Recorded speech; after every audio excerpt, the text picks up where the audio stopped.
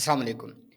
आज इस वीडियो में हमने बात करनी है कि बवासीर, हेमोराइड्स जिसे पाइल भी कहा जाता है, उसके लिए सबसे इफ़ेक्टिव और सबसे बेहतरीन होम रेमेडी कौन-सी है? यानी वो कौन-सा तरीका है जो हम घर में इख्तियार करके इसकी अलामतों को ठीक रख सकते हैं? बवासीर के होने में मोस्ट इम्पॉर्टेंट जो फैक्टर होता है, वो 2 वजूहात होती हैं।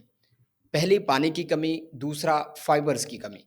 तो जितनी अर्ली स्टेज के ऊपर आप अलामतों को ठीक करने की कोशिश करते हैं, उतना घर के अंदर इसका इलाज करना आसान हो जाता है। इसकी जो पहली अलामत आती है, वो तकरीबन ऑलमोस्ट ऑलवेज़ हर इंसान में शुरू में आ जाती है, वो इनकम्प्लीट इवैक्यूएशन होती है। यानी आपको ऐसा महसूस होता है कि वॉशरूम जाने के बाद भी आपकी ज़रूरत पूरी नहीं हुई, आपकी हाजत पूरी नहीं हुई।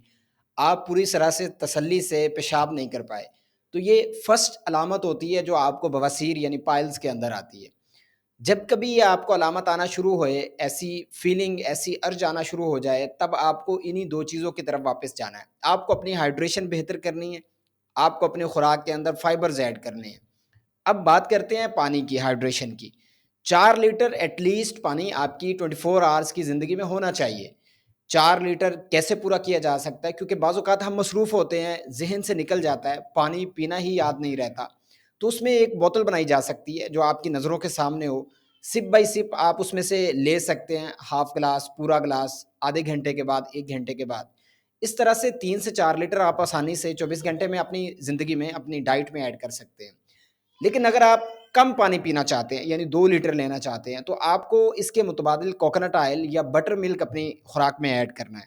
तब जाके आपकी पानी की कमी पूरी हो सकती है। अब एक काम तो आपने कर लिया, आपने पानी मुनासिब मिकदार में अपने जिस्म में ऐड कर लिया।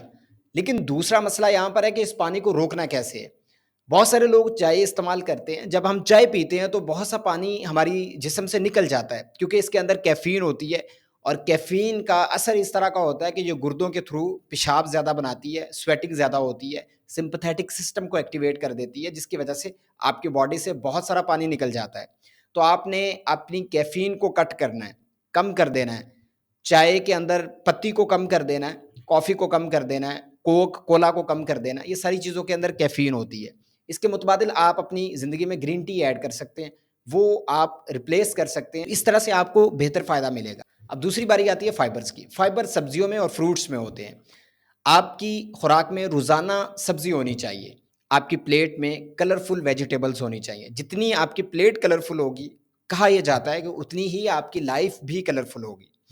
रोज़ाना किसी भी हाल में, किसी भी हालत में, किसी भी फ़ॉर्म में सब्ज़ी आपकी खुराक में ऐड होनी चाहिए।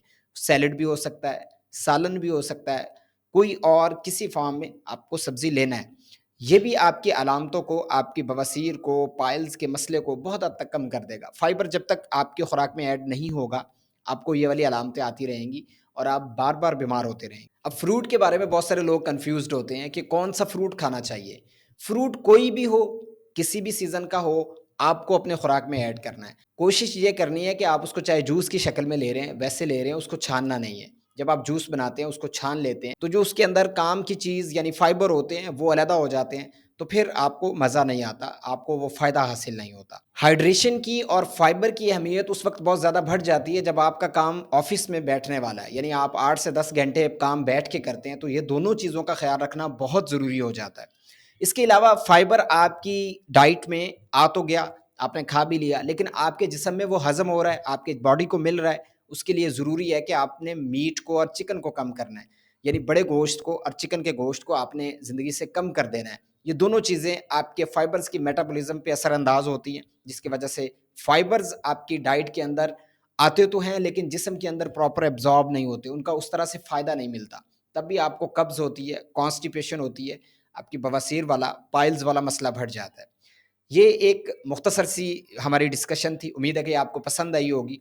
अगर आपको इब्तदाई तौर पे अलामतें आती हैं और आप ये काम कर लेते हैं, तो बहुत हद तक उम्मीद है कि आपके पाइल्स वाला मसला ठीक हो जाएगा। अगर स्टेज बढ़ चुकी है, आपको खून आना शुरू हो गया है और साथ दर्द है, मसाइल और भी हैं, तो आपने फिर सर्जन को दिखाना है।